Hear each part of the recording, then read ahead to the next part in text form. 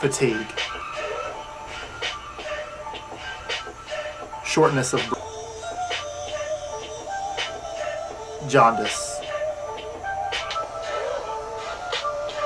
paleness, rapid heart rate. These are just some of the signs and symptoms for sickle cell anemia or disease. Hi, I'm Micah. And I'm Amanda. And we're going to talk to you today about the importance of testing in athletes for this specific trait and learning if your athletes could possibly have this disease. One might ask, what exactly is sickle?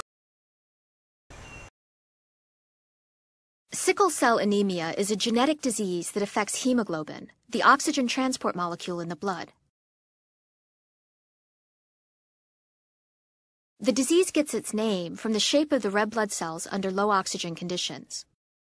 Some red blood cells become sickle-shaped, and these elongated cells get stuck in small blood vessels so that parts of the body don't get the oxygen they need.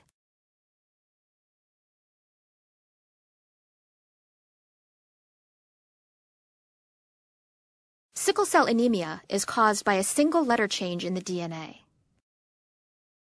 This in turn alters one of the amino acids in the hemoglobin protein. Valine sits in a position where glutamic acid should be. The valine makes the hemoglobin molecules stick together when oxygen tension is low, forming long fibers that distort the shape of the red blood cells, and this brings on an attack.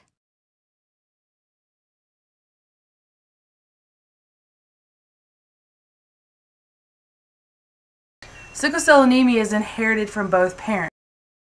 If you inherit a sickle cell gene from one parent and a normal gene from another parent, you would have the sickle cell trait. In most cases, people with the sickle cell trait do not experience symptoms of sickle cell anemia.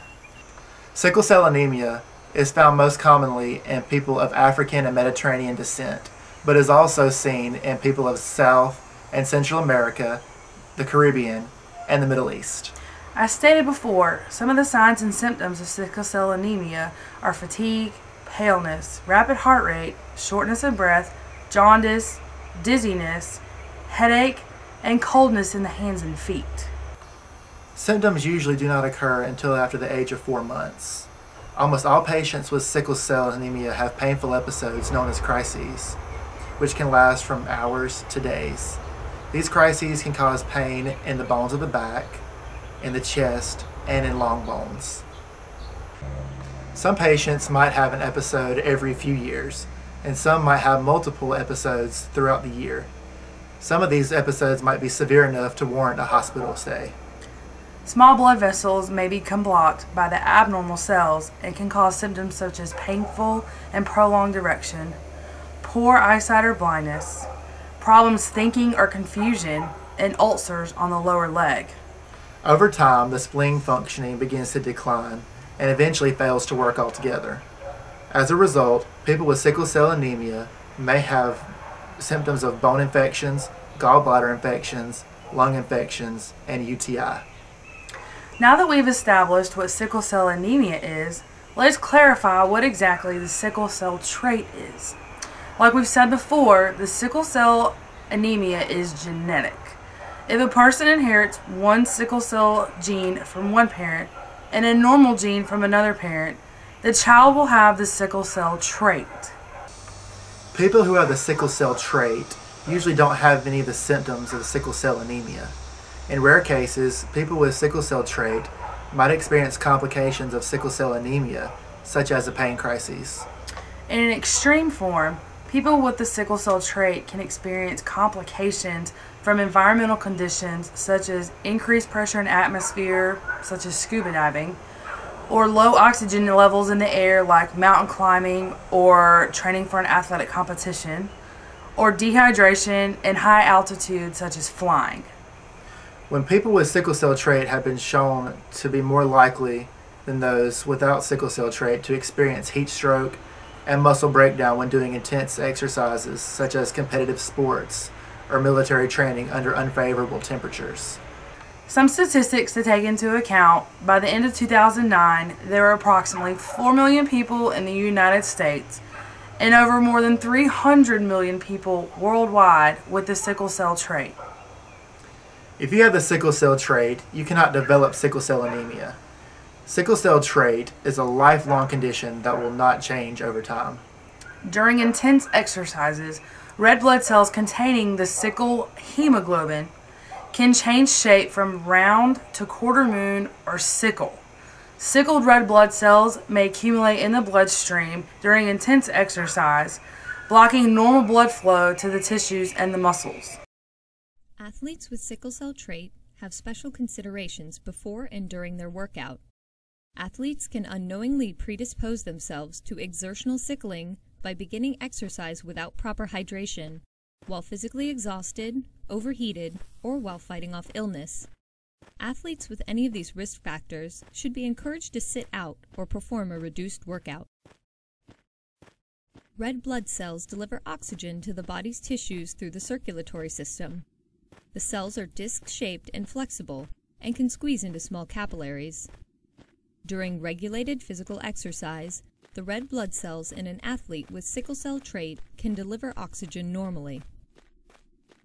Under stress from intense physical exertion, the red blood cells in an athlete with sickle cell trait can no longer hold on to oxygen.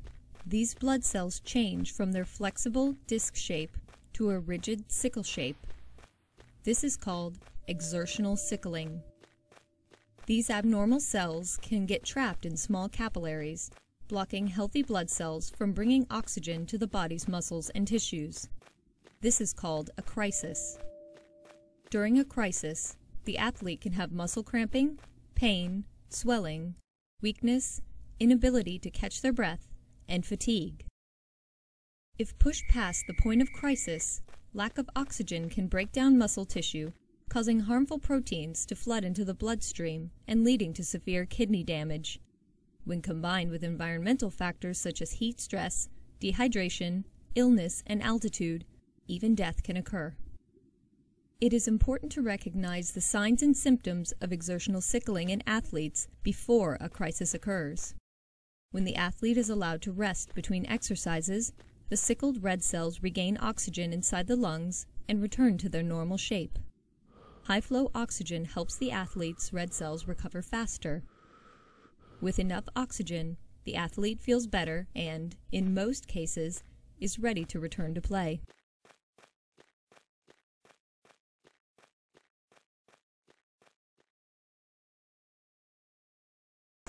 There has been growing concern over the past couple of decades about the association of the sickle cell trait and exercise-related morbidity and mortality in college students and military recruits. That's right, Micah. In fact, in April of 2010, the NCAA Division I Legislative Council decided that effective from the 2010 to 2011 academic year, that all incoming Division I student athletes must be tested for sickle cell trait, show proof of a prior test, or sign a waiver releasing an institution from liability if they decline to be tested.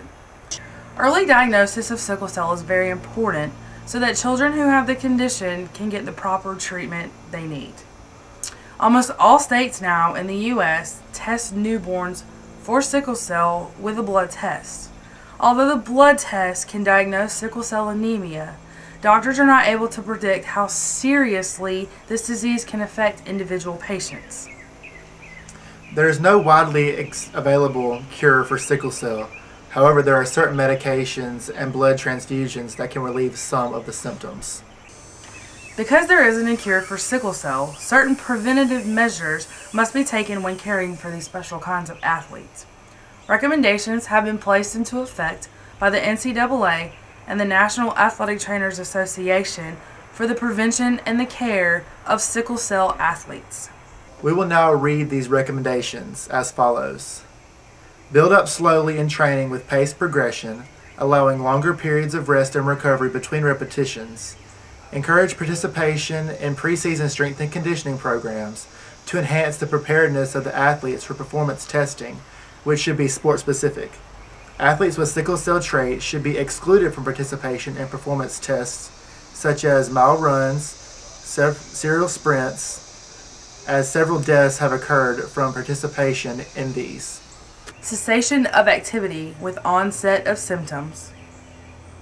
If sickle cell trait athletes can set their own pace, they seem to do fine. All athletes should participate in a year-round periodized strength and conditioning program that is consistent with individual needs, goals, abilities, and sport-specific demands. Athletes with sickle cell trait who perform repetitive, high-speed, and/or interval training that induces high levels of lactic acid should be allowed extended recovery between repetitions, since this type of conditioning poses special risks to these athletes. Ambient heat stress, dehydration, asthma, illness, and altitude predispose the athlete with sickle cell trait to an onset of crisis in physical exertion. Educate to create an environment that encourages athletes with the sickle cell trait to report any symptoms immediately. Any signs or symptoms such as fatigue, difficulty breathing, leg or low back pain, leg or low back cramping in an athlete with sickle cell trait should be assumed to be sickling. In the event of a sickling collapse, treat it as a medical emergency by doing the following: check the vital signs, administer high flow oxygen, cool the athlete if necessary, and call 911 or get the athlete to the hospital immediately. Tell the doctors the patient is a sickle cell patient and to expect explosive rhabdomyolysis or muscle breakdown and grave metabolic complications. Proactively prepare by having an EAP and emergency equipment available for all practices and competitions. We do thank you so much for taking time out of your busy day to learn about sickle cell trait and sickle cell anemia. And we hope you learn what better to look for athletes who have tested positive for this kind of condition. Thank you.